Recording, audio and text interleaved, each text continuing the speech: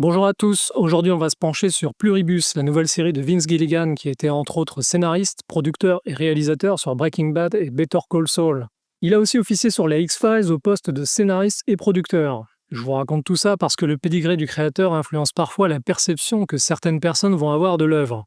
En l'occurrence, vu les succès planétaires que furent toutes ces séries, l'attente est énorme sur Pluribus et les gens ont l'air pas mal excités, d'autant que la très populaire Rhea Seehorn fait son retour dans le rôle de Carol Sturka, après son passage dans Better Call Saul. Tout ça c'est bien joli, mais est-ce que cette nouvelle série vaut le coup? Je te jure que ce machin, ça va boomer. Aux dernières nouvelles, les scores d'audience sont excellents, donc officiellement ça démarre bien. Par contre, sur la question de savoir si vous devez investir votre précieux temps devant la série, en ce qui me concerne, la réponse est plutôt non. Je ne la recommande pas, bien qu'elle ait de sérieux atouts dans sa manche, et je vais expliquer dans la suite pourquoi. Mais avant ça, rappelons brièvement le thème central. Le monde est brutalement modifié par l'introduction d'une sorte de mutation génétique qui transforme la race humaine en un collectif interconnecté dans lequel tout le monde jouit d'un bonheur ininterrompu. Seuls quelques rares individus sont immunisés. Parmi eux, Carol Sturka cherche à remettre les choses en ordre, telles qu'elles étaient avant ce grand bouleversement. Pluribus présente une dystopie dans laquelle les rescapés d'un changement à l'échelle mondiale sont confrontés à deux alternatives.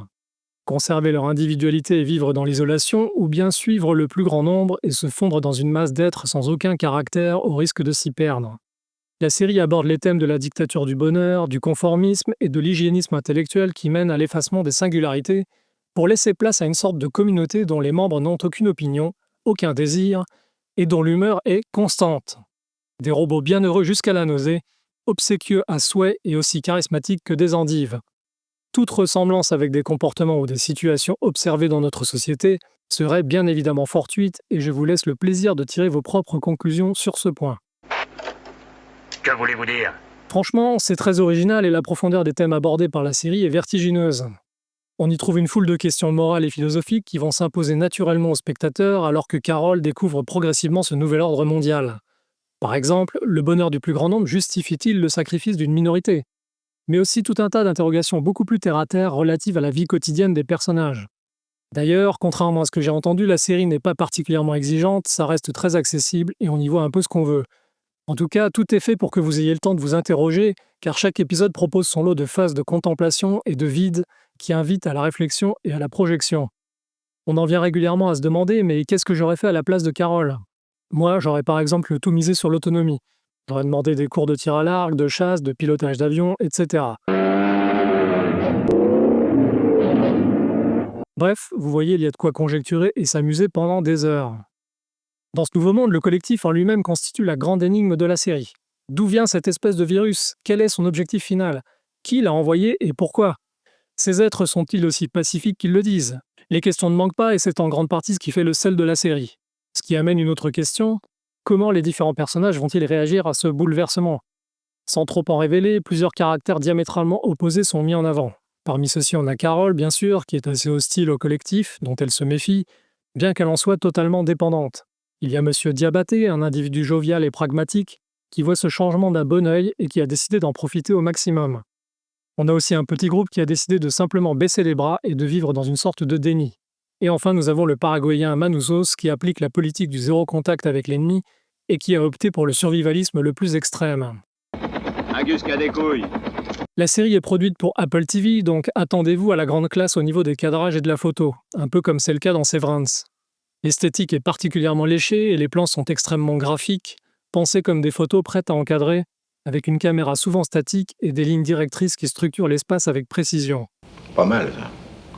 Intéressant. Tout ça est magnifique et pourtant il y a pas mal de choses qui ne tournent pas rond dans la série ou en tout cas dans son exécution. D'abord, vous allez avoir droit à votre petite injection d'idéologie habituelle puisque Carol, notre personnage central, est lesbienne. Qu'est-ce qu'il y en a par ici? En soi, ce n'est évidemment pas un problème et le sujet est traité avec une certaine pudeur. Mais là où le bas blesse, c'est que la série semble surtout cocher une case plutôt que d'en faire un véritable enjeu dramatique. Ce n'est absolument pas indispensable à l'intrigue et à force de voir ce type de caractérisation revenir partout, ça finit par sonner comme une forme de rééducation plus que comme un choix d'écriture spontanée. Beaucoup balayeront ça d'un revers de main car une grande partie du public est très docile. Moi, ça me fatigue et je ne vais pas me gêner pour pointer du doigt ce procédé comme d'autres le font très bien d'ailleurs. Deuxième chose, et ce n'est pas le pire, le personnage de Carol Sturka est quand même très pénible. Il faut vraiment s'accrocher pour la supporter. On pourrait la décrire comme cynique, sarcastique, capricieuse et en proie à un équilibre psychologique fragile. Bref, elle a l'air d'en vouloir à la terre entière, bien que son statut d'auteur à succès lui donne accès à une vie confortable. Il y en a qui rêveraient d'avoir une secrétaire comme elle, moi j'avoue franchement qu'elle me tape plutôt sur les nerfs. Évidemment, elle subira une expérience transformative à travers cette aventure, mais en attendant, il faut se farcir les excentricités de Rhea Seehorn en clown dépressif pendant un certain temps. Ce n'est clairement pas un rôle facile et sa prestation d'actrice est plutôt à saluer, même si son jeu bascule souvent dans l'excès et la caricature. Le personnage s'adoucira un peu à partir de l'épisode 5, mais ça arrive assez tardivement et je sais qu'il y a pas mal de gens qui ont lâché l'affaire avant d'en arriver là. D'ailleurs, pendant que j'y pense, il y a un autre individu insupportable, une certaine Lakshmi, véritable tête à claque que l'on ne voit heureusement pas trop longtemps et sur laquelle je ne m'étendrai pas. Troisièmement, vous avez compris que la série était assez contemplative, mais franchement c'est lent. Très lent. Tellement lent que l'histoire avance au compte-gouttes. Par exemple, l'épisode 3 est un magnifique exercice de pur remplissage dans lequel il ne se passe quasiment rien. Dans un autre épisode, on comprend au bout de quelques secondes que M. Diabaté a décidé de jouer à James Bond, mais la scène nous sera infligée dans sa totalité.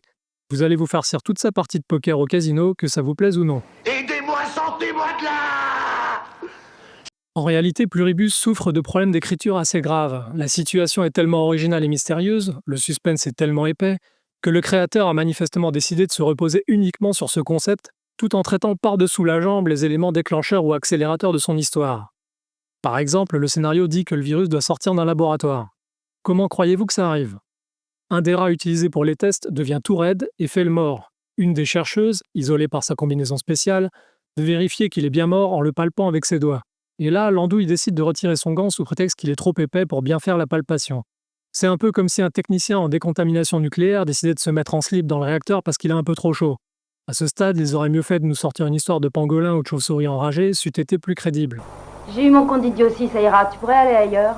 Dans un autre épisode, Manousos, le rescapé paraguayen, traverse une jungle hostile pour rejoindre Carole. C'est joli la jungle, mais le scénario a décidé qu'il ne terminerait pas son périple à pied. Du coup, après avoir parcouru des kilomètres de terrain difficile, le mec va trouver le moyen de basculer bêtement et d'aller s'embrocher sur des palmiers chunga, une variété d'arbres exotiques dont le tronc est hérissé d'épines de 20 cm hyper toxiques. C'est ballot, d'autant qu'ils sont bien visibles, qu'il était prévenu, et que normalement son dos est protégé par son sac. Mais non, il arrive quand même à se foutre dedans. La seule chose que je regrette dans cette scène, c'est qu'ils aient oublié d'ajouter la peau de banane. À ce niveau d'écriture, ça s'appelle du sabotage. J'hésite aussi à mentionner l'épisode de la grenade dont on pourrait discuter un moment. Je ne sais pas pour vous, mais moi, même bourré, je ne m'amuserais pas à découpiller un truc qui ressemble comme 2 gouttes d'eau à une grenade, et encore moins à la garder dans ma main. Dans le pire des cas, pour rigoler, tu la lances quelque part.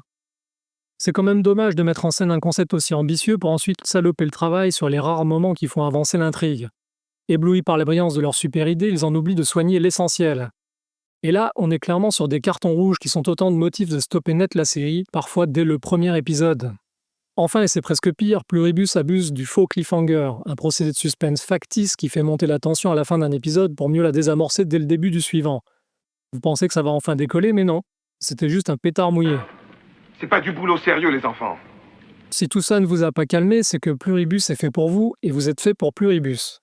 Moi, je vais terminer les 2 épisodes qui restent, par curiosité malsaine, sachant que je n'en attends désormais plus grand-chose. Je suis persuadé qu'ils vont nous coller un suspense insoutenable à la fin de la saison, avec pseudo-révélation et tout le tintouin.